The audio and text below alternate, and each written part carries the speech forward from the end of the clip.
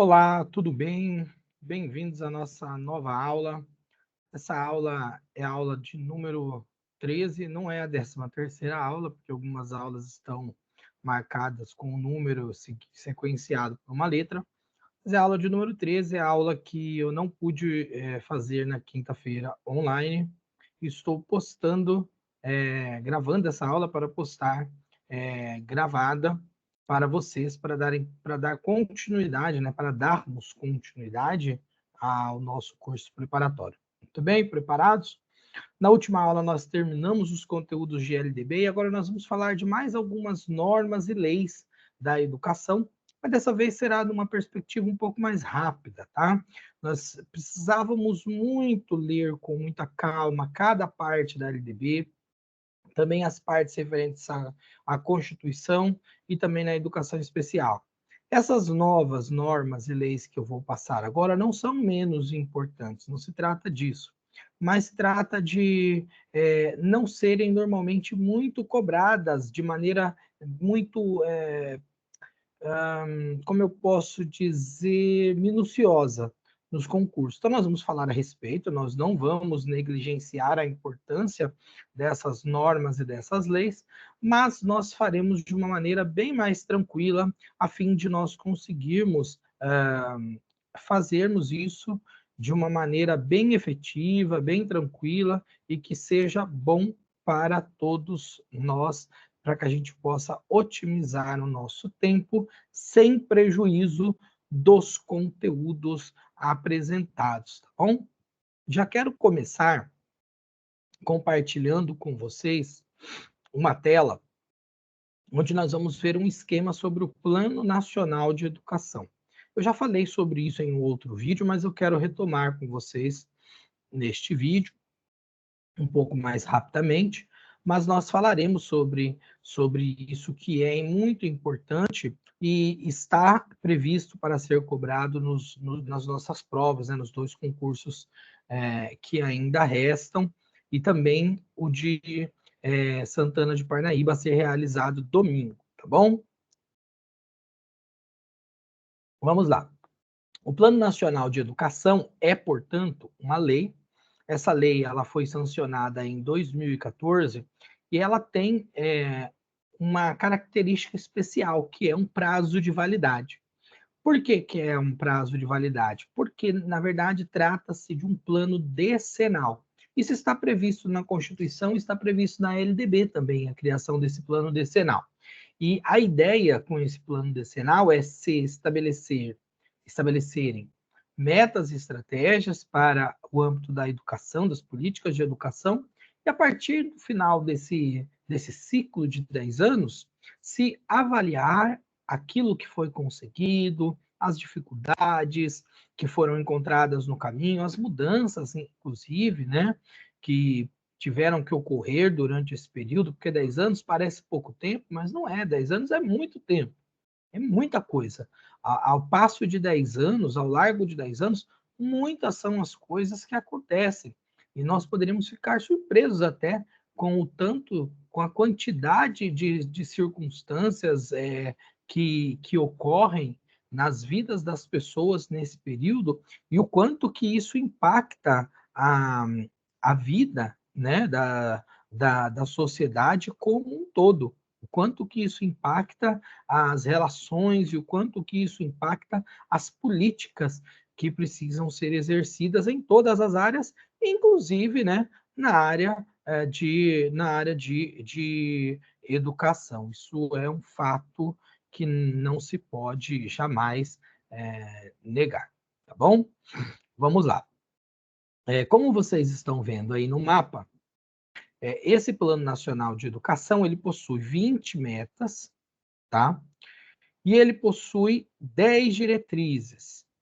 E ele, além das diretrizes e das metas, ele possui estratégias, que são as estratégias para alcançarem-se essas metas, por assim dizer, tá bom? Então vamos dar uma olhadinha rapidinho aqui, ó. O Plano Nacional de Educação ele prevê a criação de instâncias permanentes de negociação e cooperação entre a União, a União, os estados, o Distrito Federal e os municípios, justamente por isso que eu acabei de dizer, né? Ao largo de 10 anos, muita coisa pode acontecer. Então, se você cria uma lei que é muito engessada, você acaba deixando difícil para lidar com as novas circunstâncias que surjam nesse período. Olha só, de 2014 para cá, nós tivemos a eleição a reeleição da presidenta Dilma. Em 2016, nós tivemos um golpe com o impeachment.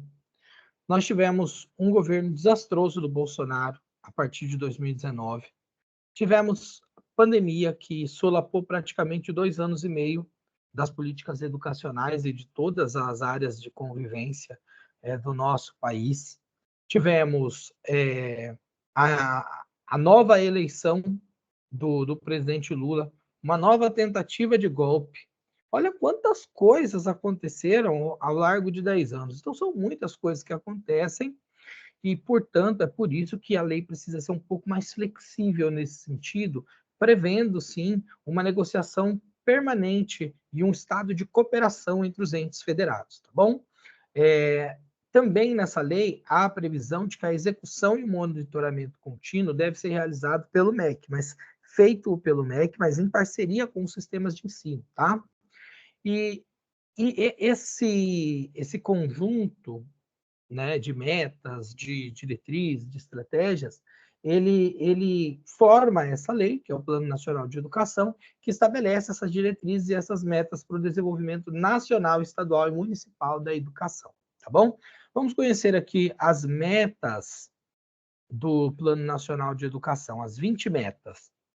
As metas são a universalização da educação infantil de 4 a 5 anos, tá? Até 2016, sendo que se previa que 50% dessa universalização estivesse pronta em 3 anos. 50% do público do país tivesse com acesso à educação infantil do 4 a 5 anos, ou seja, no pré, dentro de 3 anos. Agora, isso praticamente está 100% universalizado, tá? 2. Ensino fundamental. Universalizar a oferta do ensino fundamental de 6 a 14 anos. E que, ao final de 2024, que 95% dos concluintes da educação no ensino fundamental, dos 6 aos 14 anos, sejam concluintes na idade certa, ou seja, sejam pessoas que estejam concluindo não fora da sua idade relativa para aquela etapa da educação básica, tá? Então, entrar com 6 anos, sair com 14 anos no 9º ano do ensino fundamental. Tudo certinho, bonitinho, sem reprovação, tudo tranquilo, tá? 3. Ensino médio. Universalizar o ensino médio dos 15 aos 17 anos até 2016. E elevar essa taxa líquida a 95%. Olha aí. 4. Educação especial. Universalizar a educação especial para alunos de 4 a 17 anos. Aí ele está usando ainda o termo TGD, Transtornos Globais de Desenvolvimento, tá? Então, para a inclusão dos alunos TGD. Hoje nós conhecemos isso por TEA, tá? Inclusão também de altas habilidades e superdotação. 5. Alfabetização. Alfabetizar todos até o final do 3º ano, tá? Nós já vemos aqui uma distorção não, tá? Vamos lá.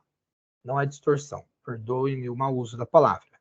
Uma diferenciação em relação à BNCC. Na BNCC é até o 2º ano, tá? A BNCC estabelece até o 2º ano, ok? No PNE é 3º ano. Isso costuma cair em prova e pegar aluno. Então, guardem essa informação. Bom?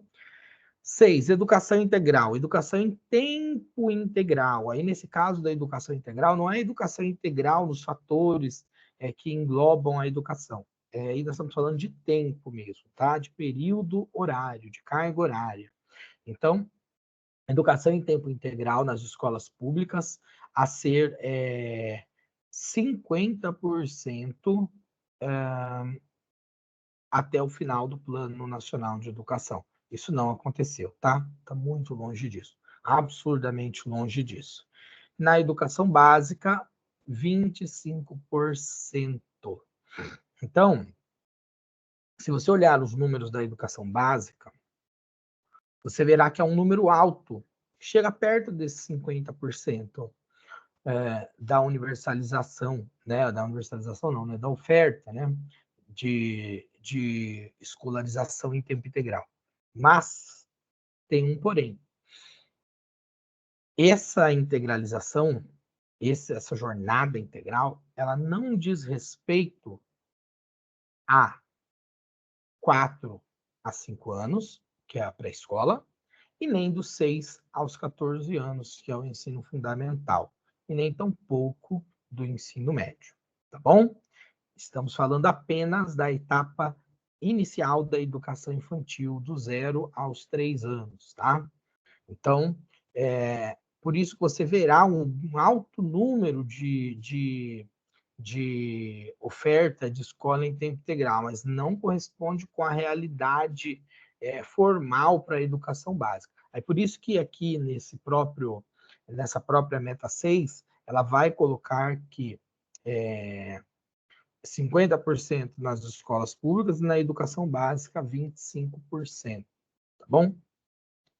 7. Qualidade da educação básica. Aumentar todas as etapas, modalidades, o índice do IDEB, tá bom? Vamos lá. Anos iniciais, 60, né, 6.0. Anos finais, 5.5 e ensino médio, 5.2. É para chegar nesse patamar até o final do Plano Nacional de Educação, tá bom? 8. Escolaridade média, mínimo de 12 anos de estudo, de 18 a 29 anos, da população do campo. 25% negros e não negros, tá bom? Aqui fala da média de período de escolarização. O mínimo de 12 anos de escolarização, de estudo, né, formal, para pessoas entre 18 e 29 anos, é o que se esperava atingir. Sendo que na população do campo, sejam pessoas negras ou não negras, esperava-se que pelo menos 25% da população tivesse essa quantidade de período de anos em estudo, de estudo, tá bom? 9. Jovens e adultos elevar a taxa de alfabetização e de 15 anos ou mais em 2015, 93,5% dos alunos que não tiveram a escolarização na idade certa, que pudessem ser matriculados nas educações de jovens e adultos, elevando assim a sua taxa de alfabetização, tá bom? E espera-se chegar em 93,5% até o final de vigência do Plano Nacional de Educação, tá? 10. EJA, oferta mínima de matrícula, 25% pelo menos dos indivíduos que estejam qualificados, né, que estejam dentro do escopo do universo de alunos potenciais para EJA, que pelo menos 25% estejam matriculados, tá? Tanto no ensino fundamental, médio, mais a educação profissional. 11. Ensino técnico. Oferta mínima de matrícula de 50% para o ensino técnico. A ideia era triplicar matrículas. 12. Educação superior. Elevação bruta de 50% da educação superior. Líquida, 33%, de 18 a 24 anos. Vamos lá. E 40% no segmento público, porque nós temos, claro, a educação também superior, que é oferecida pelas escolas privadas, tá? Pelo segmento privado, tá bom? Docência no ensino superior, o 13, elevação do número de mestres e doutores em 75%, tá bom? 14, pós-graduação, elevação de matrículas anualmente. A ideia é que até o fim de 2024 hajam 60 mil mestres e 25 mil doutores no Brasil. bom? 15, formação docente, política nacional em favor da formação de todos os professores em nível superior. Ou seja, a ideia é que não hajam professores dando aula que não tenham formação em nível superior, mesmo aqueles que tenham a formação do magistério, que é o mínimo, né, do ensino médio. 16, formação continuada, formar professores da educação básica até o último ano do PNE. 50%, a ideia é que se formem pelo menos 50% dos professores da educação básica em alguma forma de formação continuada, em alguma modalidade de formação continuada, até o final desse plano de vigência desse Plano Nacional de Educação. 17, valorização docente, valorizar profissionais com escolaridade equivalente até o 6º ano do PNE, ou seja, nós estamos hiper atrasados com essa meta, tá? Essa meta é você pegar os profissionais da educação, verificar a sua formação e pagar para esses profissionais de acordo com os profissionais que possuem a mesma escolaridade, ou seja, uma escolaridade equivalente, e isso deveria ter sido feito até o 6º ano de vigência do PNE, ou seja, até 2020. Claramente, isso não aconteceu, tá bom? Plano de carreira. Assegurar uma revisão do plano de carreira em 2 anos. Isso foi muito fácil de garantir, o que não quer dizer que tenha sido bom, porque nas revisões muitas coisas ruins aconteceram, muitas coisas piores aconteceram, e, bom, nós sabemos bem o que é isso, né? 19, gestão democrática. Assegurar condições para a efetivação da gestão democrática da educação. Então, também isso não aconteceu. Temos uma legislação nova agora, que saiu no final do ano passado, 2023, visando justamente a consecução dessa gestão democrática. Tá bom? 20, PIB. Ampliar investimento mínimo de 7% do PIB em educação e de 10% no fim do decênio. Bom, esquece, o governo Temer, depois do golpe que ele deu na Dilma, ele já diminuiu isso, fez congelamento de gastos, e agora temos um novo arcabouço fiscal que tem uma melhorada nisso, com o retorno do governo Lula, mas ainda assim estamos distante do que nós tínhamos na época, tá? Como ideias de investimento na educação, até porque a fonte de recursos que nos garantiria isso seriam os royalties do pré-sal, e o Temer fez questão de doar para empresas estrangeiras, praticamente, né, esses recursos, tirando essa riqueza do Brasil. É isso. Extrema-direita é isso. Tá? Vamos lá. 10 diretrizes. As 10 diretrizes do Plano Nacional de Educação são erradicação do analfabetismo. Isso é uma busca constante do governo. Universalização do atendimento escolar. Superação das desigualdades educacionais com ênfase na promoção da justiça social, da equidade e da não discriminação. Melhoria da qualidade da educação. Formação para o trabalho e para a cidadania, com ênfase nos valores morais e éticos que se fundamentam à sociedade. 6. Promoção do princípio da gestão democrática da educação pública. 7. Promoção humanística, científica, cultural e tecnológica do país. 8. Estabelecimento de meta de aplicação de recursos públicos em educação como proporção do PIB, que assegure atendimento às necessidades de expansão, com padrão de qualidade e de equidade. 9. Valorização dos profissionais da educação. E 10. Promoção dos princípios do respeito aos direitos humanos, à diversidade e à sustentabilidade socioambiental. É isso, gente. Sobre o Plano Nacional de Educação, é isso. E então agora nós vamos partir para frente para os próximos itens que nós vamos abordar aqui, tá bom?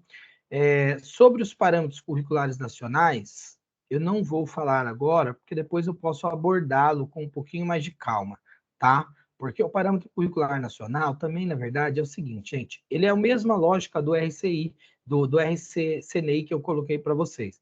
Ele não é obrigatório, tá? Ele tem uma função de referenciar, ele é um referencial, tá? Para a educação no ensino fundamental, tá bom?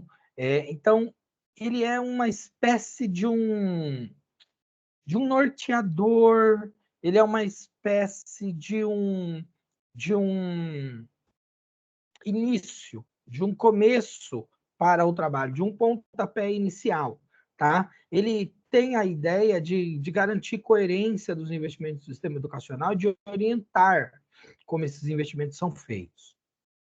Ele prevê não só os componentes curriculares comuns, mas também os temas transversais a serem trabalhados. E ele vai dar critérios para avaliação contínua e sistêmica, e quais são as especificidades culturais e regionais que podem ou não ser atendidas por esses sistemas de ensino, priorizando a valorização e as suas especificidades, tá bom? Ele é flexível, ele não é de uso obrigatório, ele vai atender os componentes curriculares diversos, mais os temas transversais, mas ele praticamente ele é um documento em desuso, ele não será cancelado, digamos assim, tá? Ou anulado pelo MEC, até porque ele é um documento norteador importante. Ele é baliza para muitas discussões e foi baliza, inclusive, para a BNCC. Mas com a nova BNCC, ele passou a não ser tão importante assim, porque agora com a BNCC nós temos exatamente os campos de atuação de conhecimento, os campos de conhecimento necessários para a objetivação das propostas curriculares dentro do nossos sistemas de ensino no país, tá? Então, por isso ele deixou de ser tão assim fundamental ou tão importante, tão central, porque ele deu lugar, naturalmente, não é, para a BNCC, tá bom? Vamos falar um pouquinho sobre as diretrizes curriculares nacionais para a educação básica. E aí eu quero que a gente dê uma olhadinha aqui e depois nós vamos dar uma olhadinha nas diretrizes curriculares nacionais gerais, tá? Para a educação básica. Vamos lá. Então, diferentemente dos parâmetros curriculares nacionais, as DCNs são documentos obrigatórios. Então, é um documento com caráter normativo. Ele não é só um referencial, entenderam a diferença? O RCNEI e os PCNs são referenciais, não são obrigatórios. As DCNs, as diretrizes curriculares nacionais, estas sim, estas são obrigatórias, tá bom? Então, ela é um documento normativo. Ele se fundamenta na LDB, tá bom? Essas diretrizes se fundamentam na LDB. Ela vai reforçar o texto da LDB quanto aos currículos pela parte comum, mais parte diversificada, e vai se inspirar nos princípios constitucionais e na LDB, tá bom? Os seus objetivos são sistematizar os princípios e diretrizes gerais da educação básica, contidos na Constituição, na LDB e nos demais dispositivos legais, estimular a reflexão crítica e propositiva que deve subsidiar a reformulação, a formulação, a execução e a avaliação dos projetos políticos pedagógicos e orientar os cursos de formação inicial e continuada de professores, tá bom? Também nas diretrizes curriculares nacionais, nós veremos como um dos seus objetivos, que já foi dito aqui, o estímulo da criação dos projetos políticos pedagógicos, a sua obrigatoriedade de existir dentro das unidades escolares, prevendo em seu texto a relação do Estado, escola, família, considerando relevante a realidade da comunidade escolar, viabilizando a gestão democrática, priorizando a qualidade do ensino a partir de programas de políticas públicas de acompanhamento sistemático como bases para o trabalho educacional, tá bom? As diretrizes curriculares nacionais estão explicitadas, nas diretrizes curriculares nacionais estão explicitadas a importância do papel da escola na formação cidadã do aluno, tá? Então, a escola precisa ter a sua qualidade política e a sua qualidade pedagógica. Lembrando que a qualidade política aqui não significa partidarismo político, significa política do grego politikos, que é o exercício da cidadania, tá bom? Então, aí, no caso, é a qualidade da cidadania, da política no sentido da cidadania, que deve ser realizada dentro da escola, como tarefa importante na formação dos alunos. Então, nós temos que oferecer, por conta dessas diretrizes, uma qualidade cidadã, uma qualidade política e uma qualidade pedagógica.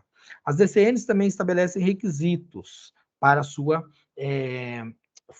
sua efetiva ação, que é a revisão das referências conceituais, consideração sobre a inclusão dos alunos, foco no projeto político-pedagógico, a inter-relação entre a organização do currículo, do trabalho pedagógico e da jornada de trabalho do professor. Então, olha só que importante isso aqui, ó. O currículo, que é sistêmico, o trabalho pedagógico, o trabalho do professor, e a jornada de trabalho do professor. Então, tem que haver uma inter-relação nisso, tá? Você não pode querer exigir de uma jornada X o que você precisaria de uma jornada X vezes 2 para aplicação em termos de currículo, tá? Em termos de trabalho pedagógico. Então, precisa ter tem que ter um equilíbrio nisso aí, uma harmonização, tá bom? Também ela foca como requisito a preparação dos profissionais da educação, a compatibilidade entre a proposta curricular e a infraestrutura entendida como espaço formativo. Então, você não pode ter uma proposta pedagógica que fale, por exemplo, de digitalização, de robótica, se você não tem espaços e equipamentos para isso, tá bom? A integração dos profissionais da educação com os estudantes, as famílias, os agentes da comunidade, a valorização dos profissionais da educação e a realização de parceria com órgãos. Tudo isso estará previsto nas diretrizes curriculares nacionais, tá bom? A operacionalização das diretrizes curriculares nacionais, ela é feita a partir da formação docente. Então, você vai formar o docente na formação inicial e na formação continuada, à luz dos elementos previstos nas diretrizes curriculares nacionais para a sua operacionalização, né? A organização da escola em si, a própria organização da escola a partir das diretrizes, regras, normativas, sistemas de ensino, que são organizadores dessas escolas, a partir do projeto político-pedagógico, que é um documento da escola, que vai operacionalizar essas diretrizes, através do sistema de avaliação, tá? Do regimento escolar, da gestão democrática e, finalmente, da ação do professor, da ação docente, tá bom? Beleza? Vamos lá, então. Da BNCC nós já temos um vídeo, eu vou pular a BNCC aqui, tá? E eu vou voltar lá, agora no nosso texto, eu vou fechar aqui o mapa mental, vou para a nossa apostila, onde nós veremos agora as diretrizes curriculares nacionais gerais, tá? Da educação básica. Eu torno a dizer, eu não vou fazer uma leitura tão minuciosa como eu fiz das outras legislações até aqui. Por quê? Porque essas diretrizes, na verdade, como eu já disse anteriormente, elas estão elencando elementos da LDB, elementos da própria Constituição e das leis que vieram na sequência para atender demandas específicas, como, por exemplo, educação especial. Então, tudo isso nós já falamos bastante. Eu quero só pincelar aqui as diretrizes para que a gente não perca o fio da meada, tá bom? Então, vamos lá. As diretrizes curriculares nacionais, então, enquanto resolução, torna a dizer, tá bom? Ela não é uma lei, ela é uma resolução, certo? Ela visa o quê? Ela visa definir esse conjunto orgânico, sequencial e articulado das etapas e modalidades da educação básica, baseando-se no direito de toda pessoa ao seu pleno desenvolvimento, a preparação para o exercício da cidadania e a qualificação para o trabalho, na vivência e convivência em ambiente educativo, e tendo como fundamento a responsabilidade do Estado brasileiro, da família e da sociedade, que tem a obrigação de garantir a democratização do acesso dos alunos na escola, a inclusão de todas as pessoas na escolarização, a permanência na escola e a conclusão com sucesso, tanto das crianças, quanto dos jovens, quanto dos adultos na sua escolarização, tá bom? E, além disso, oferecer para esses indivíduos aprendizagem para a continuidade dos estudos e também para a extensão da obrigatoriedade e da gratuidade da educação básica. Então, esses são os objetivos, os fundamentos, tá? Das diretrizes curriculares nacionais gerais para a educação básica, beleza? Vamos lá, objetivos. Essas diretrizes gerais para a educação básica têm por objetivo sistematizar os princípios e as diretrizes da educação básica contidos na Constituição, na LDB e nas normas, estimular a reflexão crítica e propositiva que deve subsidiar a formulação, execução e avaliação do projeto político-pedagógico da escola da educação básica. Acabei de mostrar isso para vocês no nosso mapa mental. Orientar os cursos de formação inicial e continuada de docentes e demais profissionais da educação básica, porque não são só professores que compõem a educação, nós temos outros profissionais que são de assessoramento ao magistério e outros que não são de formação pedagógica, mas que também pertencem ao quadro de servidores e profissionais que atuam dentro da educação básica, então precisam também estar sendo formados adequadamente para que possam atender às necessidades que as políticas de educação necessitam, tá bom? Artigo 3º. As DCNs específicas para as etapas e modalidades da educação básica devem evidenciar o seu papel de indicador, ou seja, de norteador de opções políticas, sociais, culturais e educacionais. E a sua função, e a função da educação com política, na sua relação com o projeto de nação, tendo como referência os objetivos constitucionais, fundamentando-se na cidadania e na dignidade da pessoa, o que pressupõe igualdade, liberdade, pluralidade, diversidade, respeito, justiça social, solidariedade e sustentabilidade. Até aqui nenhuma novidade, né? Tranquilo?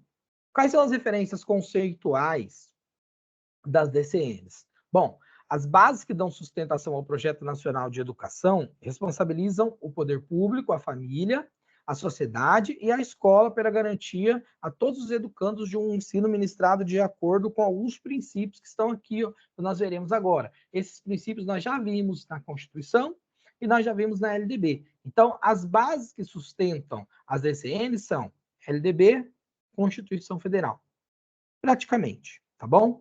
E também, além da Constituição Federal e da LDB, as convenções às quais o Brasil se tornou signatário internacionalmente, tá bom? Principalmente nós veremos isso nos casos da inclusão, beleza? Ou da educação inclusiva. Não estou falando só da educação de inclusão de deficiência. Não estou falando só da inclusão para pessoas deficientes, pessoas com deficiência. Eu estou falando de inclusão de modo geral, tá bom? Quais são os princípios, então, que norteiam, que dão base para esse ensino ministrado nas instituições educacionais do país? A igualdade de condições para o acesso, a inclusão, a permanência e o sucesso na escola. A liberdade de aprender, de ensinar, de pesquisar e divulgar a cultura, o pensamento, a arte e o saber. O pluralismo de ideias e concepções pedagógicas, o respeito à liberdade e aos direitos, a coexistência de instituições públicas e privadas de ensino, gratuidade de ensino público em estabelecimentos oficiais, valorização do profissional da educação escolar, a gestão democrática do ensino público na forma da legislação e das normas dos respectivos sistemas de ensino, a garantia da qualidade, do padrão de qualidade da educação oferecida, a valorização da experiência extraescolar, ou seja, compreendendo o que as crianças têm de educação fora da escola, ou de aprendizagem fora da escola, de conhecimento adquirido fora da escola, sendo aproveitado também dentro da realidade escolar, tá bom? A vinculação entre a educação escolar, o trabalho e as práticas sociais. Tudo isso nós já vimos antes, tá bom? Artigo 5º, a educação básica é direito universal, ou seja, é um direito que cabe a todos. Todos têm direito à educação básica. Que é a educação básica, educação infantil, fundamental e médio, tá bom? Então, ela é um direito universal e é um alicerce indispensável para o exercício da cidadania em plenitude, da qual depende a possibilidade de conquistar todos os demais direitos definidos na Constituição, no Estatuto da Criança e do Adolescente e na legislação ordinária e nas demais disposições que são consagradas e que consagram as prerrogativas do cidadão, tá bom? Na educação básica, é necessário considerar as dimensões do educar e do cuidar e sua inseparabilidade, buscando recuperar para a função social nesse nível de educação a sua centralidade, que é o educando pessoa em formação na sua essência humana. Olha que coisa linda. Isso aqui, ó, nós vemos muito dizer que é algo próprio da educação infantil, né? A dimensão entre educar e cuidar. E é, tá? Sim, sem dúvida. É, e nós veremos isso na BNCC e em todos os documentos. Mas essa dimensão do educar e do cuidar, ela tem que estar presente em toda a educação básica, tá? O que é de diferente na educação infantil? A interface do brincar nessa relação de educar e cuidar. Mas para toda a educação básica, o educar e o cuidar estão inerentes à função da educação, pertencem à função da educação, é inseparável. Por quê? Porque a educação tem essa função social também, tá bom? Prevendo que a formação desse indivíduo de maneira integral, de maneira plena, tá? Em sua essência humana, enquanto indivíduo humano, enquanto ser humano, enquanto pessoa de direitos, tá bom? O Sistema Nacional de Educação, ele a concepção da educação deve orientar a institucionalização do regime de colaboração entre União, Distrito Federal, estados e municípios, no contexto da estrutura federativa brasileira, em que convivem sistemas educacionais autônomos, ou seja, dos estados, do Distrito Federal e dos municípios, para assegurar a efetividade ao projeto de educação nacional, vencer a fragmentação das políticas públicas e superar a desarticulação institucional. Então, o Sistema Nacional, ele é o quê? Ele é a interlocução, a integração entre esses sistemas de ensino, tá bom? De maneira organizada, prevendo que não haja diferenciação entre as políticas educacionais, diferenciação, digo no sentido extremo, tá? Em que um aponte para um lado e outro aponte para o outro. Claro que cada sistema de ensino possui as suas realidades próprias, tá bom? Que são relativas à sua realidade estrutural, financeira e local. Mas não pode ser estar apontando para uma direção diferente daquilo que é concebido no arcabouço legal nacional, legal e normativo nacional, tá bom? Parágrafo 1º, essa institucionalização é possibilitada por um sistema nacional de educação, no qual cada ente federativo, com suas peculiaridades e competências, é chamado a colaborar para transformar a educação básica em um sistema orgânico, sequencial e articulado. Ou seja, o Sistema Nacional de Educação, ele prevê todos os outros sistemas abaixo, tá bom? Então, ele prevê a organização de forma cooperativa, articulada entre os sistemas de ensino dos outros entes federados, tá bom? É por isso que ele usa a palavra cooperação, tá bom? Ele é chamado a colaborar, a cooperar, para que trabalhem juntos esses sistemas. Parágrafo 2º, o que caracteriza um sistema é a atividade intencional e organicamente concebida, ou seja, são as atividades serem intencionais e organicamente concebidas, justificando a realização de atividades voltadas para as mesmas finalidades ou para a concretização dos mesmos objetivos. O regime de colaboração entre os presentes entes federados pressupõe o estabelecimento de regras de equivalência entre as funções distributiva, supletiva, normativa de supervisão e avaliação da educação nacional, respeitada a autonomia dos sistemas e valorizadas as diferenças regionais. Tudo isso está previsto na LDB, tá bom, gente? Nós já vimos isso. Acesso e permanência para a conquista da qualidade social. A garantia do padrão de qualidade com pleno acesso, inclusão e permanência dos sujeitos das aprendizagens na escola e seu sucesso, com redução da evasão, da retenção e da distorção de idade, ano, série, resulta na qualidade social da educação, que é uma conquista coletiva de todos os sujeitos do processo educativo. Então, olha só, isso aqui é a pergunta que cai em questão de concurso. Olha só que interessante. O que é a garantia de padrão de qualidade? É aquilo que garante o pleno acesso, inclusão, permanência dos sujeitos de aprendizagem na escola e seu sucesso, com redução da evasão escolar, né, o aluno sair da escola, da retenção, né, que é a reprovação, e da distorção de idade e ano série, ou seja, um aluno está muito distorcido em relação à sua idade com o ano ou série que ele esteja cursando. Isso tudo resulta na qualidade social da educação, que é uma conquista coletiva de todos os sujeitos do processo educativo, tá bom? A escola de qualidade social adota como centralidade o estudante e a aprendizagem, o que pressupõe atendimento aos seguintes requisitos: revisão das referências conceituais quanto aos diferentes espaços e tempos educativos, abrangendo espaços sociais na escola e fora dela, consideração sobre a inclusão, a valorização da diferença e o atendimento à pluralidade e à diversidade cultural, resgatando e respeitando as várias manifestações de cada comunidade, o foco no projeto político-pedagógico, no gosto pela aprendizagem e na avaliação das aprendizagens como instrumento de contínua progressão dos estudantes, a inter-relação entre a organização do currículo, do trabalho pedagógico e da jornada de trabalho do professor, tendo como objetivo a aprendizagem do estudante, a preparação dos profissionais da educação, gestores, professores, especialistas, técnicos, monitores e outros, a compatibilidade entre proposta curricular e a infraestrutura entendida como espaço formativo dotado de efetiva disponibilidade de tempos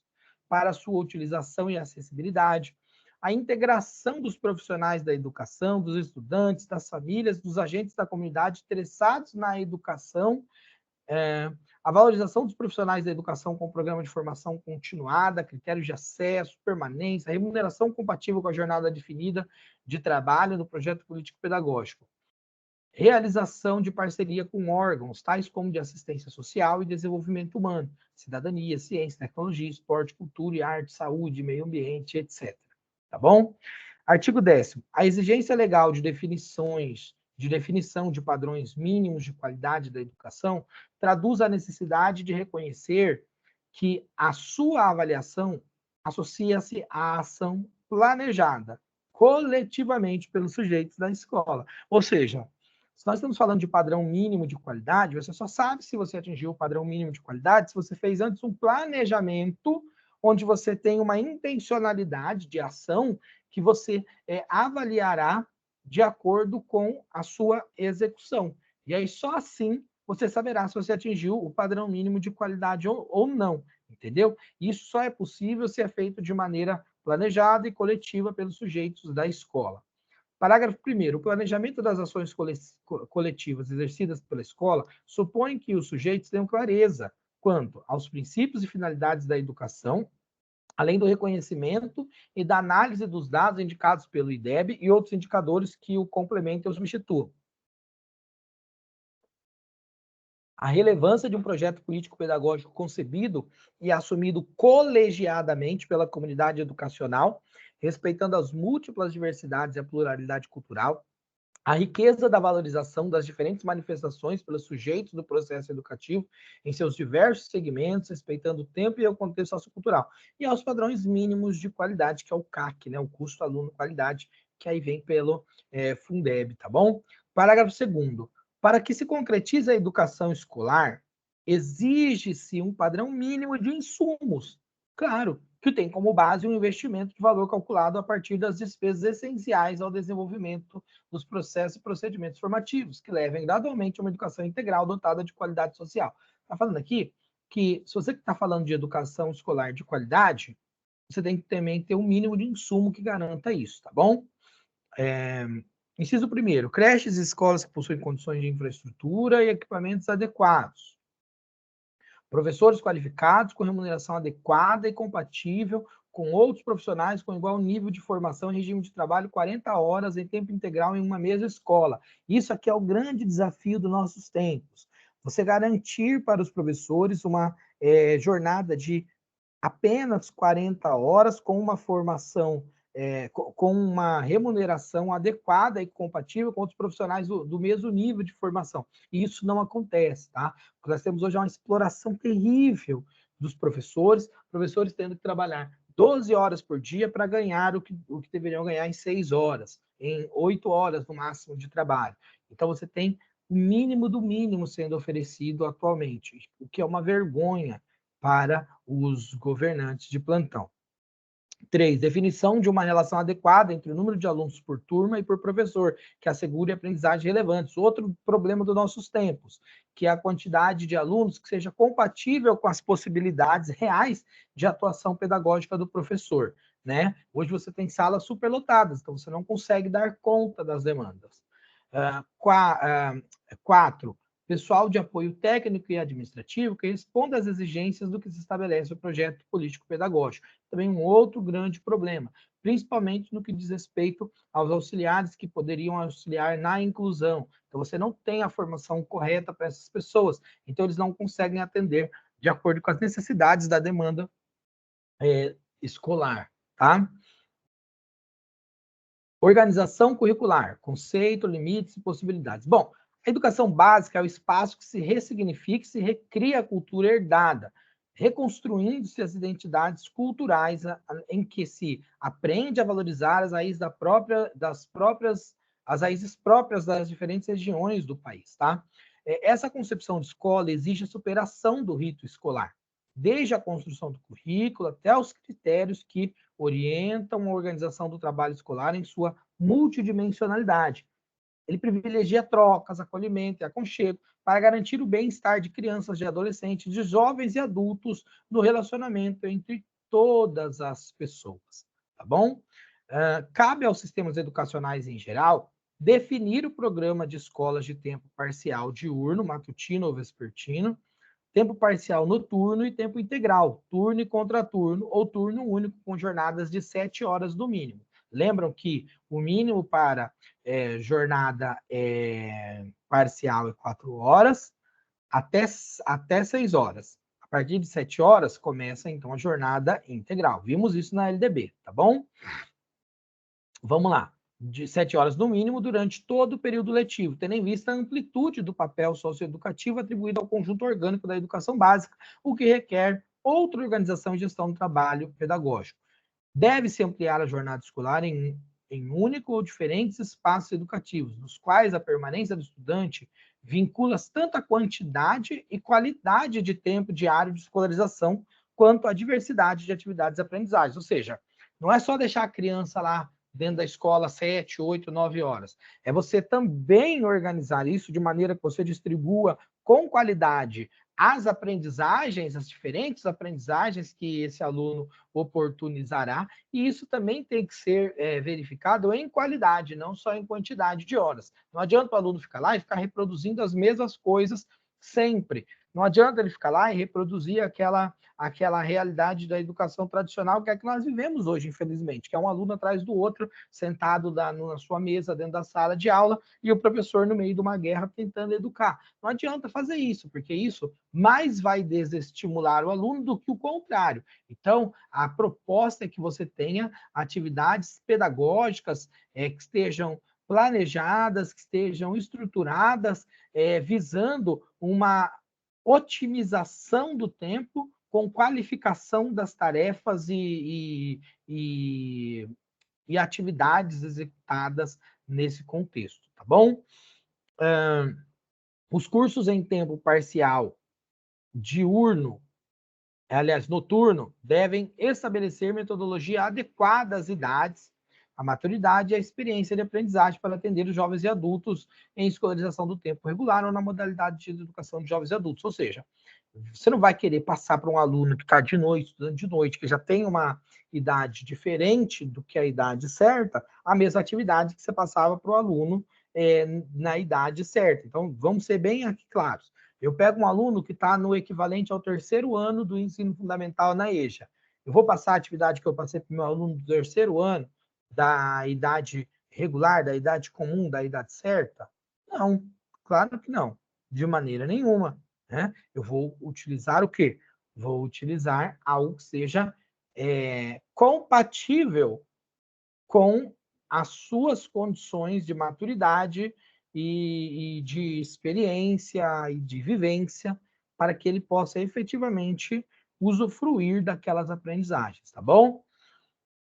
Formas para a organização curricular. Então, o currículo assumindo como referência os princípios educacionais garantidos à educação, assegurados no artigo 4º dessa resolução, configura-se como um conjunto de valores e práticas que proporciona a produção, socialização, de significados do espaço social e contribuem intensamente para a construção de identidades socioculturais do educando. Ele deve difundir valores fundamentais do interesse social e dos direitos e deveres do cidadão, o respeito ao bem comum e ordem democrática, considerando as condições de escolaridade do estudante em cada estabelecimento e orientação para o trabalho, a promoção de práticas educativas formais e não formais.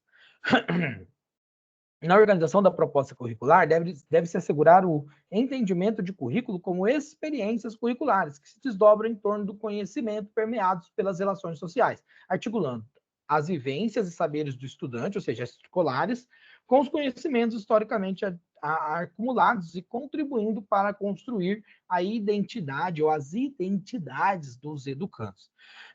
Parágrafo 3º. A organização do percurso formativo aberto e contextualizado deve ser construída em função das peculiaridades do meio e das características, dos interesses e necessidades dos estudantes, incluindo não só componentes curriculares centrais obrigatórios previstos na legislação e nas normas educacionais, mas outros também de modo flexível e variável, conforme cada projeto escolar, e assegurando concepção e organização do espaço escolar, do espaço currículo e físico, do espaço curricular e físico que se imbriquem e alarguem, incluindo espaços, ambientes, equipamentos, que não apenas as salas de aula da escola, mas igualmente espaços de outras escolas e os socioculturais, esportivos e recreativos do entorno de cidades da mesma região. A ampliação da diversificação dos tempos e espaços curriculares que pressupunham profissionais da educação dispostos a inventar e construir a escola de qualidade social com responsabilidade compartilhada com as demais autoridades que respondem pela gestão de órgãos do poder público na busca de parcerias possíveis e necessárias, até porque educar é responsabilidade da família, do Estado e da sociedade. A escolha de abordagem didático-pedagógica disciplinar, pluridisciplinar, interdisciplinar ou transdisciplinar pela escola que oriente o PPP e resulte de pacto do estabelecimento entre os profissionais da escola, conselhos escolares e comunidade, subsidiando a organização da matriz curricular, a definição dos eixos temáticos e a constituição de redes de aprendizagem. A compreensão da matriz curricular, compreendida como propulsora do movimento, dinamismo curricular e educacional, de tal modo que os diferentes campos de conhecimento possam se coadunar com o conjunto de atividades educativas.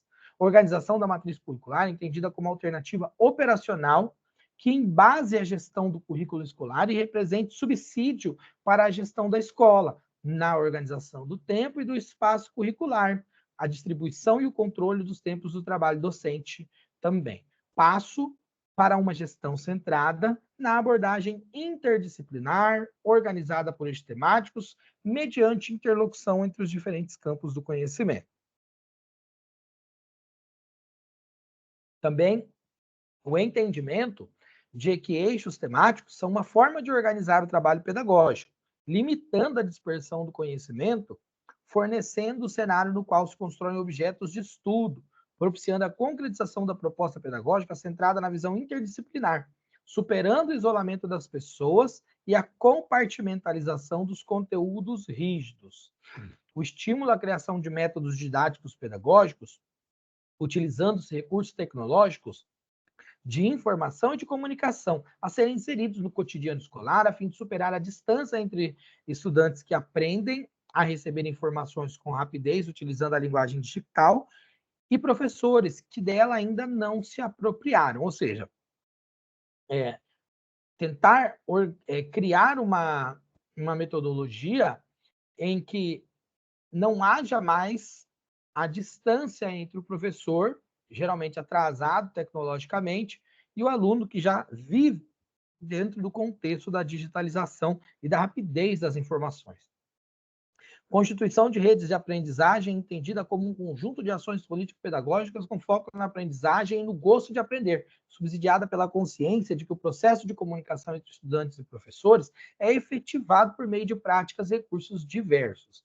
Então, essa comunicação para essa aprendizagem significativa para o aluno, ela só vai acontecer mediante uma comunicação efetiva entre professor e aluno. Então, há uma distância que ela é realizada de uma maneira tácita entre a posição de professor e aluno. E essa distância precisa ser diminuída, precisa ser rompida, precisa se criar um elo, uma ponte, uma ligação, para que o professor, claro, sempre terá a sua função pedagógico, a sua função docente, a sua função de mediador do processo ensino-aprendizagem, mas que ele não esteja distante, destacado, à margem da realidade desse aluno. Não, tem que estar junto, tem que haver uma proximidade, porque só assim poderá haver, então, uma educação que nós possamos chamar de educação significativa, uma aprendizagem significativa para o aluno, tá? Uma educação chamada educação de qualidade. Muito bem. E também uma adoção de rede de aprendizagem como uma ferramenta didático-pedagógica relevante nos programas de formação inicial e continuada dos profissionais da educação, sendo que essa opção requer planejamento sistemático e integrado, estabelecido entre sistemas educativos ou conjunto de unidades escolares. A transversalidade é entendida como uma forma de organizar o trabalho didático-pedagógico em que os temas e eixos temáticos são integrados às disciplinas e às áreas ditas convencionais de forma a estarem presentes em todas elas. A transversalidade difere da interdisciplinaridade, e ambas complementam-se, rejeitando a concepção de conhecimento que toma a realidade como algo estável, pronto e acabado. A transversalidade refere-se à dimensão didático-pedagógica, e a interdisciplinaridade refere-se à abordagem epistemológica dos objetos do conhecimento. Vamos lá, falando ainda de currículo, formação básica comum e parte diversificada. Rapidamente eu vou passar para isso aqui, porque eu não vou ficar lendo isso aqui, tá? Porque nós já conhecemos bastante disso discutindo LDB e BNCC. Então, o que é o currículo? O que é base comum e parte diversificada? A base comum é aquilo que vai ser igual, vai ser... o próprio nome diz, eu estou tentando buscar aqui um sinônimo, mas é isso, é a base comum, é o referencial comum, é o feijão com arroz, o que é igual para todos, que todos terão que trabalhar dentro de cada uma das etapas da educação. E qual é a parte diversificada? É aquela que tem a ver com as regionalidades, as realidades locais, tá bom? Que comporão o currículo. Na parte comum, nós vamos ter língua portuguesa, vamos ter matemática, vamos ter conhecimento do mundo físico e natural, da realidade social e da política, especialmente no Brasil, incluindo o estudo de história e das culturas afro-brasileira e indígena. Teremos também arte em suas diferentes formas de expressão, incluindo-se a música, educação física e ensino religioso.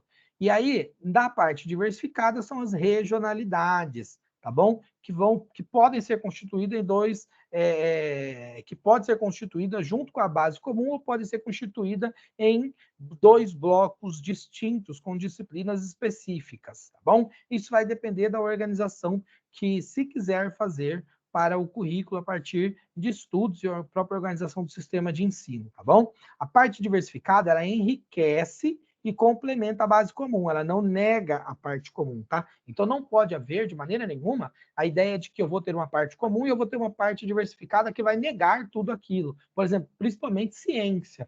Então eu não vou pegar um negacionismo científico e vou trazê-lo como se ele fosse uma parte diversificada. Não, não pode. Nós já vimos aqui nessa mesma diretriz que o ensino deve corroborar com aquilo que está nas normas legais, na LDB, na Constituição, e prevista nas normativas, nos documentos normativos da educação do nosso país, tá bom?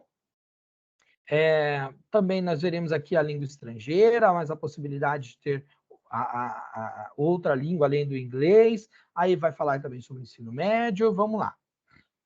Deixa eu partir para aqui, ó. A organização da educação básica, nós já conhecemos qual é a organização da educação básica, tá? E já sabemos muito bem como é feita essa organização e qual é a estrutura de organização que existe dentro dessas etapas na educação básica, tá bom? Então, vou pular aqui para que a gente não fique novamente repetindo coisas que nós já vimos, tá? Então, aqui nós já conhecemos as etapas da educação básica, também vou pular, porque nós já vimos isso aqui, tá? Não precisamos voltar nesses pontos. Vamos só tentar ver um pouquinho aqui alguns pontos do que as diretrizes falam para cada uma dessas etapas da educação básica, tá? A educação infantil, então, tem por objetivo o desenvolvimento integral da criança, seus aspectos físico, afetivo, psicológico, intelectual, social, complementando a ação da comunidade, da família e da comunidade. Bom, tudo isso nós já vimos também na LDB, né? Então, as crianças provêm de diferentes e singulares contextos socioculturais, socioeconômicos e étnicos, por isso devem ter a oportunidade de ser acolhidas e respeitadas pela escola e pelos profissionais da educação com base nos princípios da individualidade, igualdade, liberdade, diversidade e pluralidade. Para as crianças, independentemente de diferentes condições físicas, sensoriais, intelectuais, linguísticas, étnico-raciais, socioeconômicas ou de origem, de religião, de outras, as relações sociais e intersubjetivas no espaço escolar requerem a atenção intensiva dos profissionais de educação durante o tempo e desenvolvimento das atividades que lhes são peculiares, pois este é o momento em que a curiosidade deve ser estimulada a partir de brincadeiras orientada pelos profissionais da educação. Aí tá vendo a perspectiva do brincar de novo, né? Ou seja, não é a partir de tarefas sequenciadas ou repetitivas, é a partir de brincadeiras, tá bom? Os vínculos da família, dos laços de solidariedade humana e do respeito mútuo em que se assenta a vida social devem iniciar-se logo na educação infantil, e sua intensificação deve ocorrer ao longo da educação básica.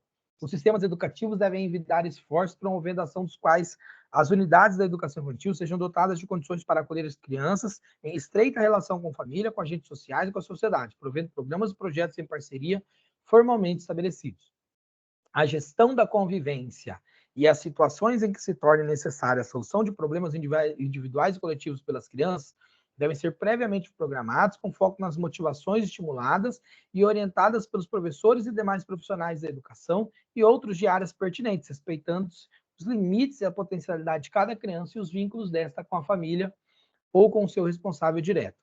No ensino fundamental aqui já de 9 anos, com duração de 9 anos, aliás, com matrícula obrigatória a partir de 6 anos de idade, indo até os 14 anos, finalizando, então, o processo do ensino fundamental, que tem os seus 5 anos iniciais, ali do primeiro ao quinto ano, e seus anos finais do sexto até o nono, e no ensino fundamental, acolher significa também cuidar e educar, da mesma forma que nós vimos até agora, como forma de garantir a aprendizagem dos conteúdos curriculares, para que o estudante desenvolva interesses e sensibilidades que permitam usufruir dos bens culturais disponíveis na comunidade, na sua cidade, na sociedade em geral, e que lhe possibilite ainda sentir-se como produtor valorizado destes bens, tá bom? O objetivo da formação básica das crianças, definidos para a educação infantil, prolongam-se durante os anos iniciais do ensino fundamental, especialmente do primeiro, e complementam-se nos anos finais, ampliando e intensificando gradativamente o processo educativo, mediante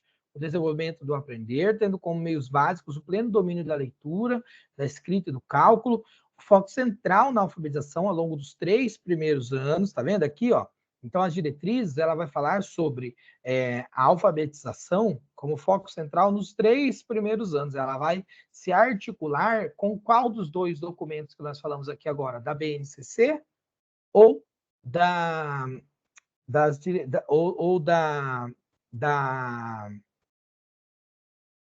meu Deus, fugiu aqui, ou da LDB.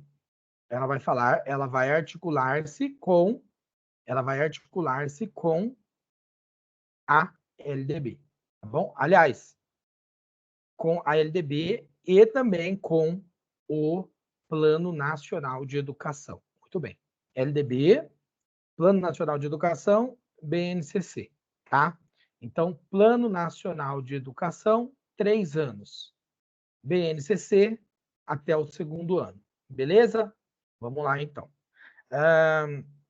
Compreensão do ambiente natural e social, do sistema político, da economia, da tecnologia, das artes, da cultura e dos valores em que se fundamenta a sociedade. Uma compreensão plena da sociedade, tá? O desenvolvimento da capacidade de aprendizagem, tendo em vista a aquisição de conhecimentos e habilidades para a formação de atitudes e valores, claro, fortalecimento dos vínculos de família e dos laços de solidariedade humana e de respeito recíproco em que assenta-se a vida social. Os sistemas estaduais e municipais devem estabelecer forma de colaboração visando a oferta do ensino fundamental e a articulação sequente entre a primeira fase, no geral, assumidas pelo município. Então, tá vendo que aqui ele já coloca uma coisa que não está prevista tacitamente na LDB. Nós temos ali a previsão que o município ele pode atender ao ensino fundamental e também a competência do Estado. Nós sabemos que há um regime de colaboração, mas lá não está escrito exatamente quem faz o quê. Aqui, nessa diretriz nacional geral, ela está dizendo justamente uma realidade, ela está dando um papo reto aqui no artigo 25. Ela está falando, olha, tem que haver uma interface, tem que haver uma colaboração entre esses dois entes, o município e o Estado, sabendo que, geralmente, o município atende a primeira etapa do ensino fundamental.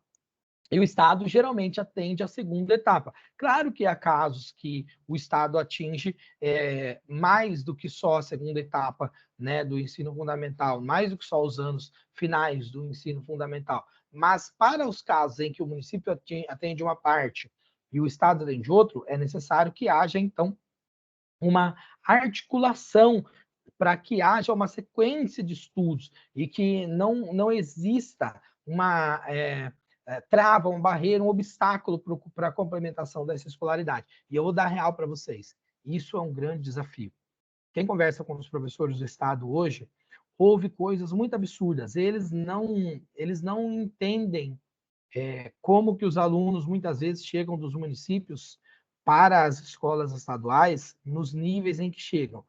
Eu entendo que há um grande abismo dialógico, relacional entre essas redes. Isso não poderia acontecer. Deveria haver, de alguma maneira, uma participação possível entre as políticas, o planejamento, o atendimento curricular, entre essas duas redes, para que a gente pudesse se auxiliar no que interessa, que é o objetivo principal, que é o melhor aproveitamento dos alunos na escolarização, tá?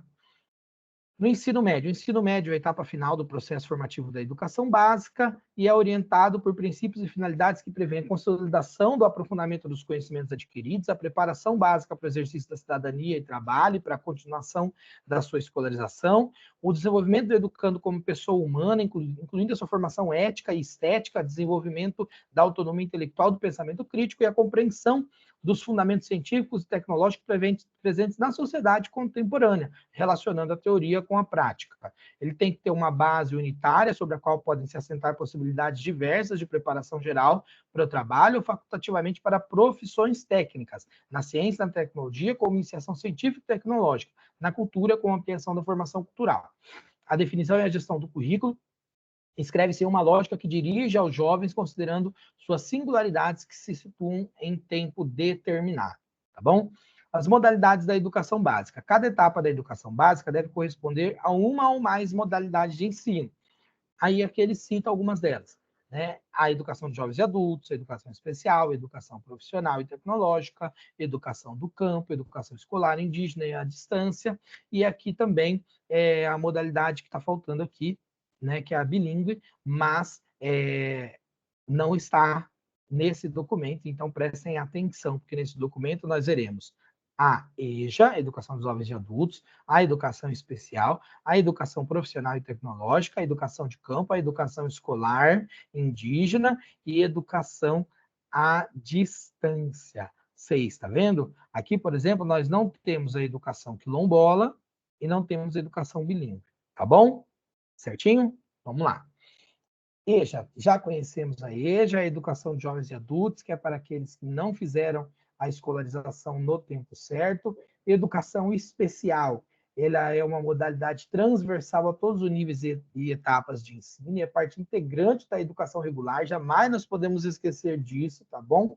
E tem que estar prevista no projeto político-pedagógico, e ela tem a função de atender os alunos com deficiência, os alunos com TEA, que aqui na casa, vou usar o termo que está aqui, tá? Os TGDs, transtornos globais de desenvolvimento, ou aqueles alunos com altas habilidades ou superdotação, tá bom? Beleza? Vamos lá. Mas isso nós já estudamos, estou só repincelando e nós vamos dar sequência aqui, tá bom? As escolas têm que criar as condições para atender, para explorar as potencialidades desse aluno, e na organização dessa modalidade, o sistema de ensino tem que garantir o pleno acesso, a oferta de atendimento escolar especializado, ao AE, a formação de professores para o AE, a participação da comunidade escolar, a acessibilidade arquitetônica e a articulação das políticas públicas intersetoriais para atender esses alunos, tá bom? A educação profissional e tecnológica, nós vimos ali na LDB, ela vai falar justamente sobre uma educação voltada para os alunos que já estejam numa fase ou de adolescência, né, de juventude, passou da etapa de criança, ou para aqueles que estão fora da idade certa, escolarização. Então, tanto pode ser para EJA, quanto para alunos que estejam principalmente no ensino médio, tá bom? Então, é uma modalidade da educação básica e ela acompanha a vida escolar desse aluno, principalmente no ensino médio, tá bom? Vamos lá. Que mais aqui? A educação básica do campo, já vimos também na LDB, aquela própria para o aluno do campo. Então, o que precisa ser visto, o que precisa ser garantido como essas diretrizes? As metodologias apropriadas às reais necessidades e interesses do estudante da zona rural, a organização escolar própria, incluindo a adequação de calendário e a adequação à natureza do trabalho à zona rural. Você não vai, por exemplo, no ensino profissionalizante ali na educação do campo, você voltar a aprendizagem para um campo, para um segmento industrial, sendo que o segmento que eles atuam é no trabalho na zona rural, é no trabalho do campo, trabalho campesino, então precisa ter essa adequação. E claro que a identidade da escola do campo ela tem que atender também às características daquela realidade local, contemplando a diversidade em todos os aspectos, tais como sociais, culturais, políticos, econômicos, de gênero, geração e etnia. Tá bom? As formas de organização e metodologias pertinentes à realidade do campo devem ser acolhidas com a pedagogia da terra, pela qual se busca um trabalho pedagógico fundamentado no princípio da sustentabilidade,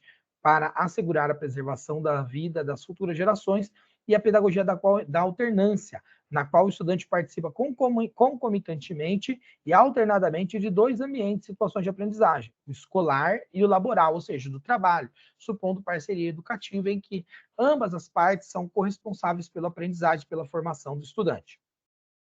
A escola escolar indígena ocorre em unidades educacionais inscritas em suas terras e culturas, ou seja, nas terras e culturas indígenas, tá bom? A estrutura e o funcionamento dessas escolas é reconhecida e a sua condição de possuidores de normas e ordenamentos jurídicos próprios, com ensino intercultural e bilíngue, visando a valorização plena das culturas dos povos indígenas e a afirmação da manutenção da sua diversidade étnica são respeitados, tá? A organização da escola indígena deve ser considerada a participação da comunidade, a definição do modelo de organização e gestão, bem como a sua estrutura social, suas práticas socioculturais e também religiosas, as suas formas de produção de conhecimento, seus processos próprios e métodos de ensino de aprendizagem, suas atividades econômicas, a edificação das escolas que atendem aos interesses da comunidade indígena, então é diferente a escola indígena de uma escola, por exemplo, do meio urbano, e o uso de materiais didáticos pedagógicos produzidos de acordo com o contexto sociocultural de cada povo indígena, tá bom?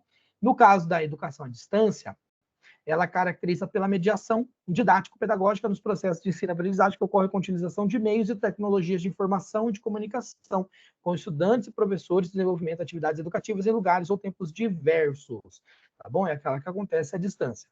O credenciamento para a oferta de cursos e programas de educação de jovens e adultos, de educação especial, de educação profissional técnica, de nível médio tecnológica, na modalidade à distância, compete aos sistemas estaduais de ensino. Absurdo isso aqui.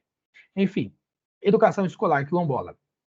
Ela é desenvolvida em unidades educacionais inscritas em suas terras e culturas, ou seja, nos quilombos, né, nas terras e propriedades de quilombos, e a sua estruturação de funcionamento também deve ser respeitada e reconhecida, valorizada a diversidade cultural, tá bom? Elementos constitutivos para a organização das diretrizes curriculares nacionais gerais para a educação básica. São elementos constitutivos para a operacionalização destas diretrizes, o PPP e o regimento escolar, o sistema de avaliação, a gestão democrática e a organização da escola, o professor e o programa de formação docente. Isso também está no nosso mapa mental que nós vimos agora há pouco, tá bom? O PPP e o regimento escolar. Bom, o PPP nós sabemos o que é. Ele é um projeto político-pedagógico, é um documento, tá? Interdependente de autonomia pedagógica, administrativa e gestão financeira da instituição educacional e representa mais que um documento, é um meio de viabilizar a escola democrática para todos e também da qualidade social, tá bom? A autonomia da instituição educacional baseia-se na busca da sua identidade, que se expressa na construção do seu projeto pedagógico, do seu regimento escolar, enquanto manifestação do seu ideal de educação que permite uma nova e democrática ordenação pedagógica das relações escolares. Cabe à escola, considerada a sua identidade e aos seus sujeitos, articular a formulação desse PPP com os planos de educação nacional, estadual e municipal, o contexto em que a escola se situa e as necessidades locais dos seus estudantes. A missão da escola, o papel socioeducativo, artístico, cultural, ambiental e as questões de gênero, etnia e diversidade cultural que compõem as ações educativas, a organização e a gestão curricular são componentes integrantes do PPP, devendo ser previstas as prioridades institucionais que se identificam, definindo o conjunto de ações educativas próprias das etapas da educação básica assumidas, de acordo com as especificidades que lhes correspondam, preservando a sua articulação sistema. O PPP é a instância de construção coletiva que respeita os sujeitos da aprendizagem, entendidos como cidadãos com direitos à proteção e à participação social, e deve contemplar diagnóstico da realidade concreta do processo educativo contextualizado no espaço e no tempo, a concepção sobre educação, conhecimento, avaliação da aprendizagem e mobilidade escolar, o perfil real dos sujeitos, crianças, jovens e adultos que justificam e instituem a vida da e na escola, do ponto de vista intelectual, cultural, emocional, afetivo e socioeconômico, com base na reflexão sobre as relações vida, conhecimento, cultura, professor, estudante e instituição escolar. As bases norteadoras da organização do trabalho pedagógico. Definição da qualidade de aprendizagem e, por consequência, da escola no contexto das desigualdades que se refletem na escola. 6. Os fundamentos da gestão democrática, compartilhada e participativa, órgãos colegiados e de representação estudantil, o programa de acompanhamento de acesso de permanência dos estudantes e de superação da retenção escolar, programa de formação inicial e continuada dos profissionais da educação, regentes ou não regentes, as ações de acompanhamento sistemático e resultados do processo de avaliações externas, a concepção de organização do espaço físico da instituição. Tá bom? O regimento escolar, ele é interno, discutido e aprovado pela comunidade escolar e conhecido por todos, constitui-se de um dos instrumentos de execução do PPP, como transparência e responsabilidade, tá bom? A avaliação no ambiente educacional compreende 3 dimensões básicas, que é a avaliação da aprendizagem mesmo, que é aquilo que acontece dentro da própria prática pedagógica, no processo de ensino-aprendizagem, avaliação formativa, como nós veremos no texto da Jussara Hoffmann, a avaliação institucional interna e externa, então nós temos a avaliação institucional, que ela vem tanto de dentro da escola ou dentro da própria rede, como também uma avaliação que possa vir externa, ou seja, que venha do sistema estadual, do sistema nacional de educação, tá? E a avaliação de redes de educação básica também, tá? Avaliação da aprendizagem. Ela baseia-se na concepção de educação que norteia a relação professor-aluno, como eu já passei para vocês, tá bom? Como nós já vimos aqui. Promoção, aceleração de estudos e classificação. A promoção e classificação no ensino fundamental e ensino médio podem ser utilizados em qualquer ano, série, ciclo, módulo ou outra unidade do percurso adotada, exceto na primeira do ensino fundamental, alicerçando-se na orientação de que a avaliação de rendimento escolar observará os seguintes critérios: avaliação contínua e cumulativa do desenvolvimento do estudante, com prevalência dos aspectos qualitativos sobre os quantitativos e dos resultados ao longo do período sobre as eventuais provas finais. Possibilidade de aceleração de estudo, possibilidade de avanço, aproveitamento de estudos concluídos com êxito e oferta obrigatória de apoio pedagógico destinado à recuperação contínua. Tudo isso nós já vimos também na LDB, tá bom, gente? Tudo isso aqui nós já temos conhecimento, tá? Só vou colocar aqui para vocês um pouquinho a definição sobre a avaliação das redes de educação básica, tá?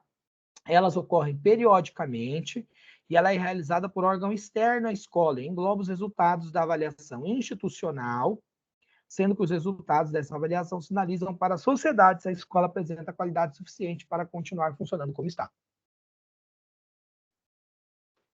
Beleza? Gestão democrática e organização da escola. É pressuposto da organização do trabalho pedagógico e da gestão da escola conceber a organização e a gestão das pessoas, do espaço, do processo, dos processos e procedimentos que viabilizam o trabalho expresso do PPP em planos da escola em que se conformam as condições de trabalho definidas pelas instâncias colegiadas. Ou seja, as decisões, os trabalhos, o projeto devem ser feitas de maneira colegiada, democrática, organizada, respeitando-se, claro, as normas legais e aquelas previstas no sistema de ensino, mas objetivando uma gestão democrática que viabilize a participação dos profissionais que atuam na escola, da comunidade e até mesmo dos alunos dentro das possibilidades, tá bom? A escola deve se empenhar em constituir um espaço de diferenças e da pluralidade, escrita na diversidade do processo, tornado possível por meio de relações intersubjetivas, cuja meta é de se fundamentar em princípios educativos e emancipadores, expressos na liberdade de aprender, ensinar, pesquisar, divulgar a cultura, o pensamento, a arte e o saber.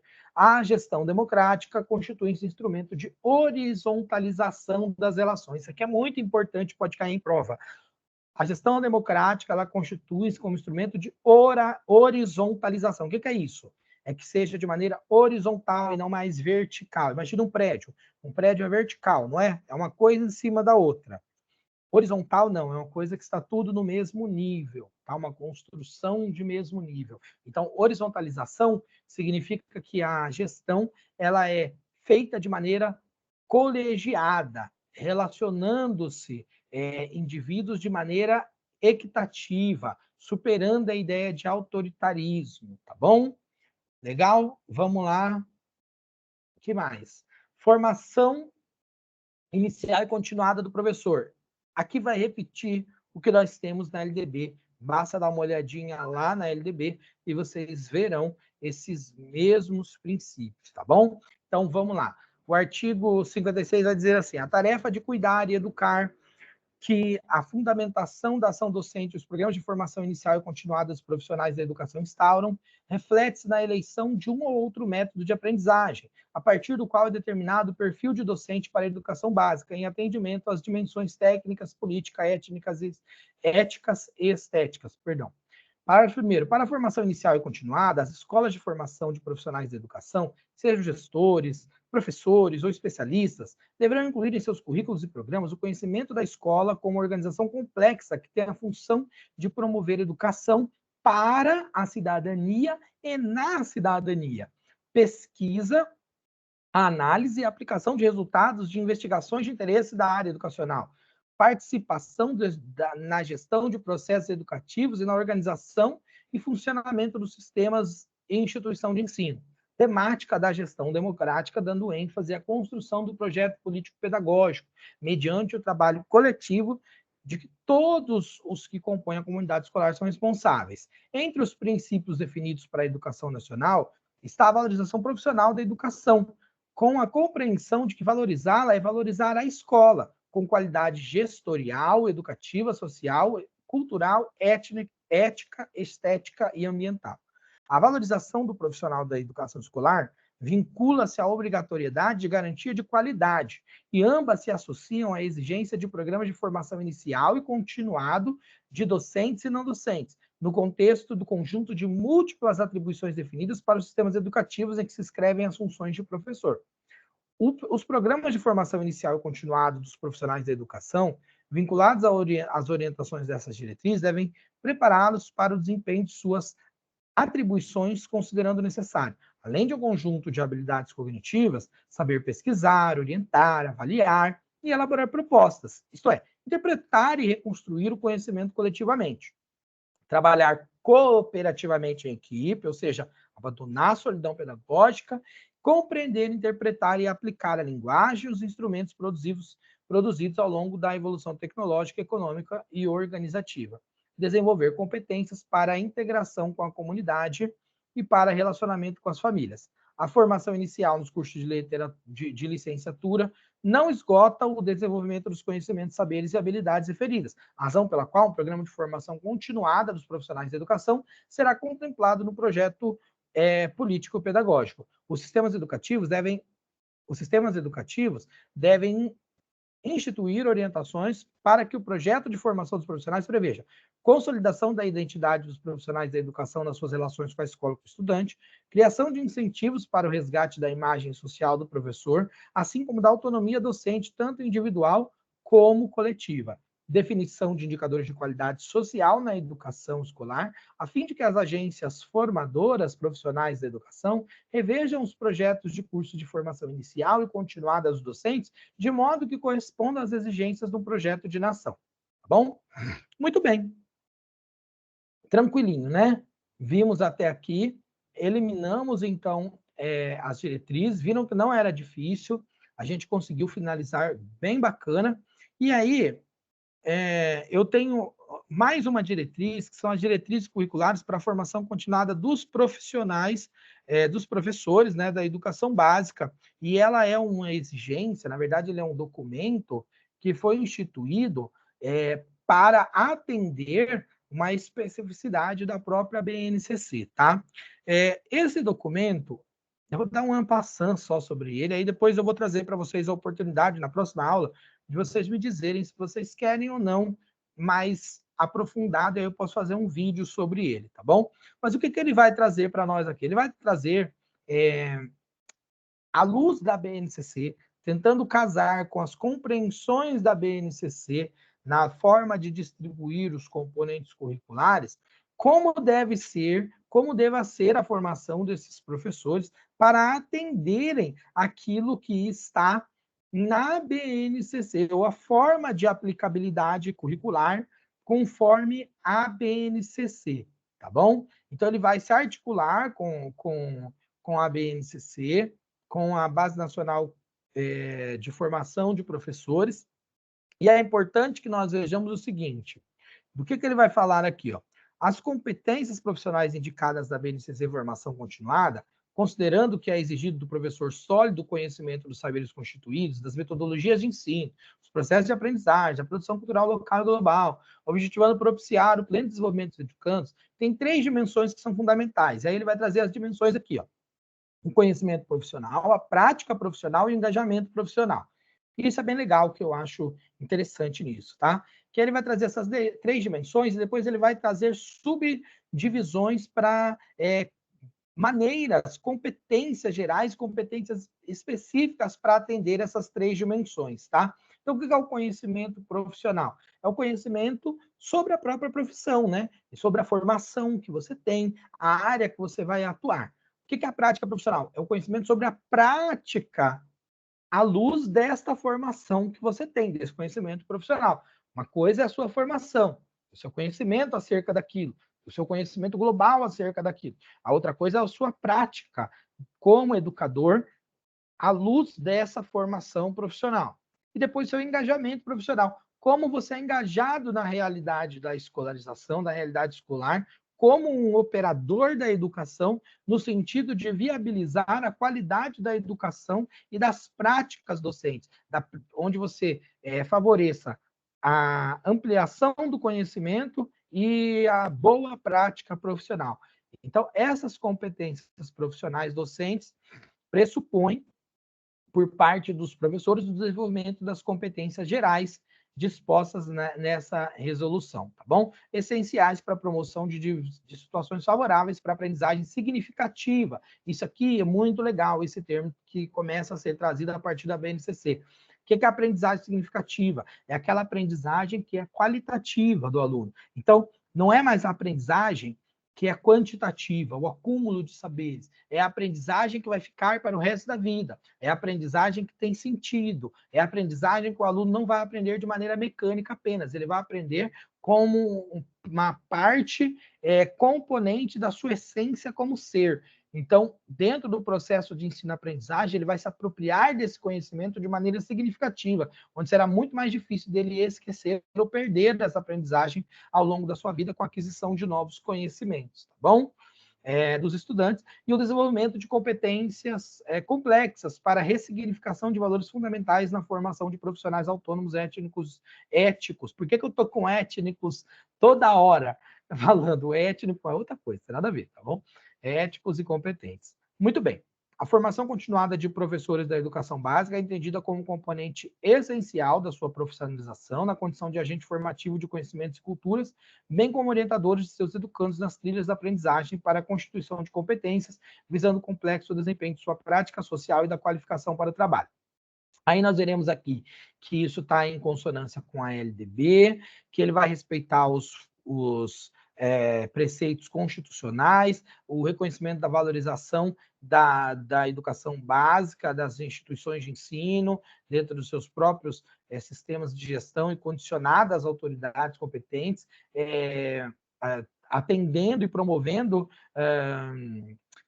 o respeito à cultura e a multiculturalidade, assim por assim dizer, né? E a diversidade humana, colaboração constante entre entes federados, reconhecimento da valorização dos docentes, reconhecer a valorização da materialização objetiva do direito à educação do aluno como uma principal função social da instituição escolar, ou seja, a principal função da escola é a educação do aluno, e isso tem que ser materializado, entendeu? De maneira objetiva, como um direito formal desse aluno. E isso é uma responsabilidade moral e profissional dos docentes, gestores e profissionais da escola, de acordo com a Declaração Universal dos Direitos Humanos, do Estatuto da Criança e do Adolescente, do Plano Nacional de Educação e da BNCC em vigência, tá bom? A submissão da atuação profissional a sólidos valores de ética e integridade, ou seja,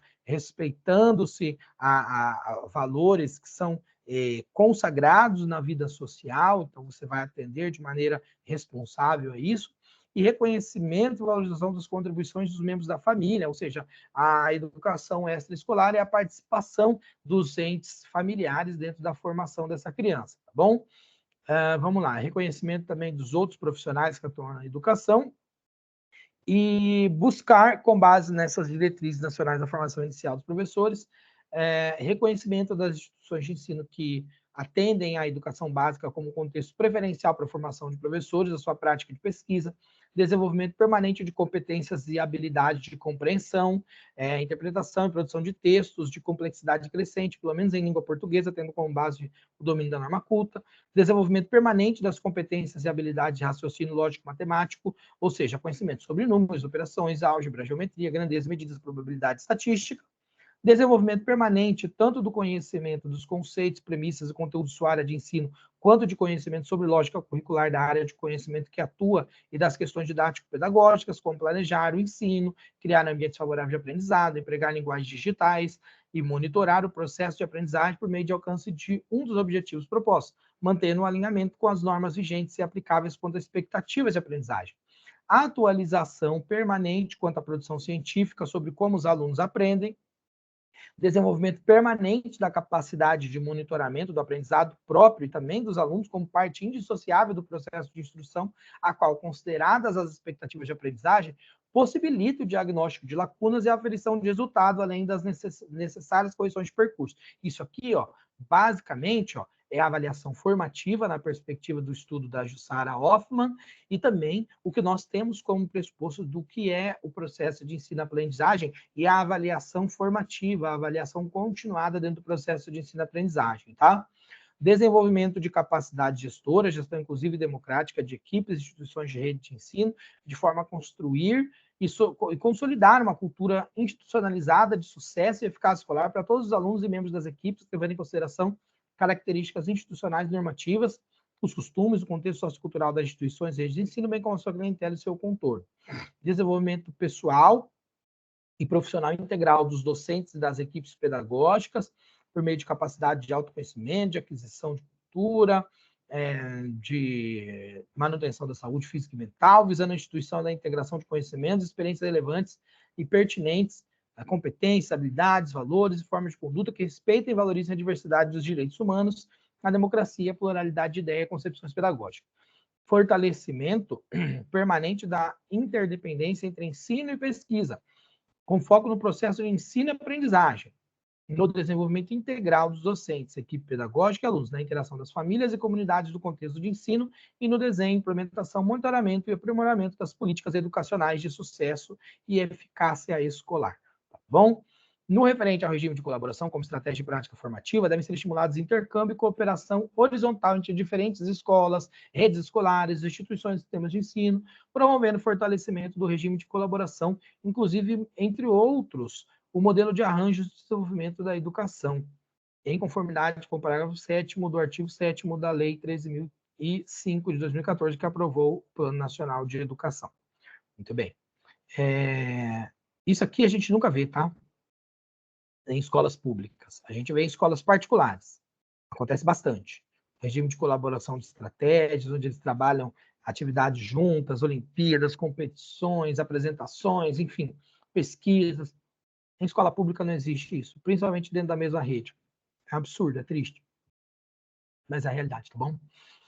A formação continuada, para que tenha impacto positivo quanto à sua eficácia na melhoria da prática docente, deve atender às características de foco no conhecimento pedagógico do conteúdo, uso de metodologias ativas da aprendizagem, isso é muito presente hoje, trabalho colaborativo entre pares, duração prolongada da formação e coerência sistêmica. Tá bom? Coerência sistêmica é muito importante. Por quê? Porque ela significa que ela representa uma articulação entre as políticas e as demandas formativas. Então, ela garante que essa atuação seja efetiva e seja eficaz, tá bom? Então, você vai trabalhar dentro da lógica curricular do sistema, aquilo que foi construído pelo sistema. Então, vou dar o exemplo de novo da escola do campo. Se você está numa escola do campo, claro que o currículo vai estar voltado para a realidade local de trabalho rural, de trabalho do campo, do trabalho com a natureza e tudo mais.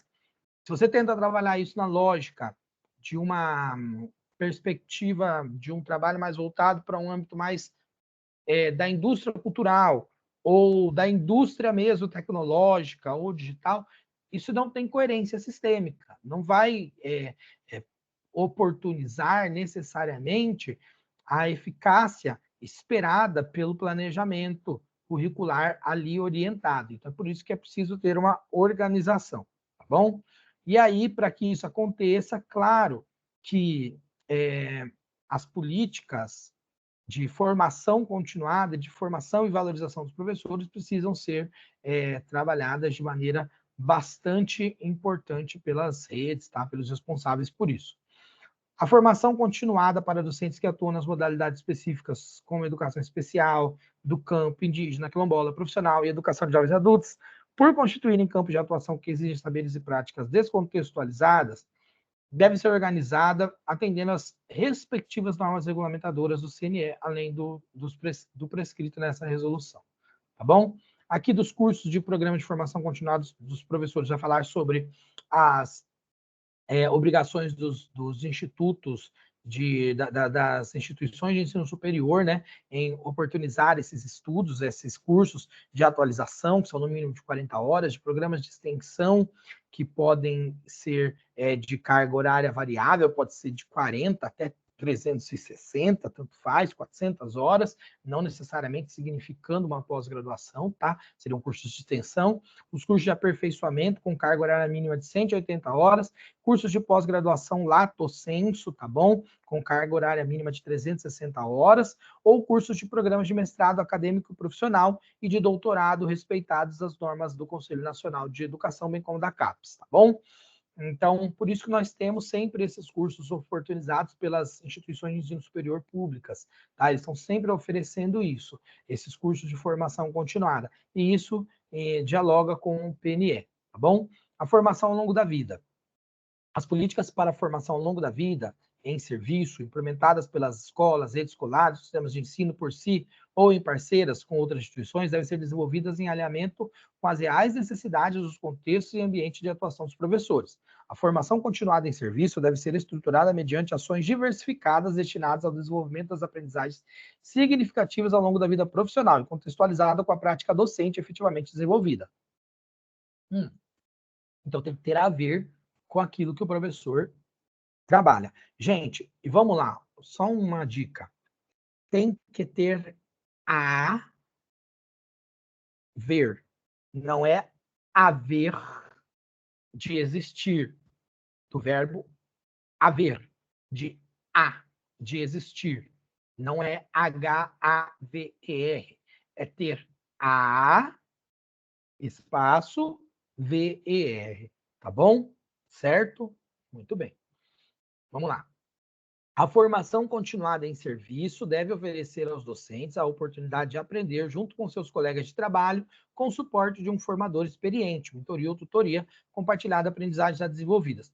A programação de formação continuada de serviço deve ser articulada em programas de cursos flexíveis e modulados que permitam a complementação, a atualização e aperfeiçoamento do seu processo de desenvolvimento profissional. E, inclusive, essas próprias instituições de ensino, elas podem também ter no seu corpo docente professores que também pertençam às redes escolares de ensino, não só os professores que pertençam a essas instituições de ensino. Então, ele pode pegar professores experientes, que têm uma formação e a capacidade de fazer essa formação continuada e oferecer para os professores da rede, como de outros lugares, tá bom?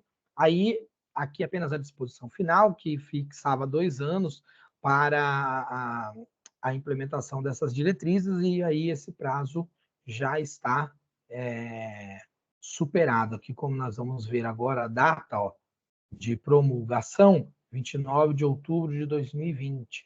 Então, em 2022, venceu o prazo para a implementação dessa diretriz curricular nacional para a formação continuada de professores. Agora, olha ali, nós temos um anexo, os anexos, aliás, que são bem interessantes, tá? Não vou me ater a esses anexos, depois, como eu disse, se vocês quiserem, a gente pode trabalhar à parte isso, até como uma forma extra de aprendizagem, mas para o concurso, isso dificilmente vai ser cobrado, tá? Esse anexo. O importante é vocês saberem que nós temos as competências gerais docente, as competências específicas vinculadas à dimensão do conhecimento, da prática e do engajamento profissionais, como eu falei anteriormente para vocês, ó. Tá vendo aqui, ó? Aí tem as competências, e tem as competências e habilidades da dimensão do conhecimento profissional. Olha aqui. Depois, as competências específicas e habilidades na dimensão da prática profissional pedagógica. Competências específicas e habilidades da dimensão prática profissional institucional. E aqui, competências específicas e habilidades na dimensão do engajamento profissional, tá bom?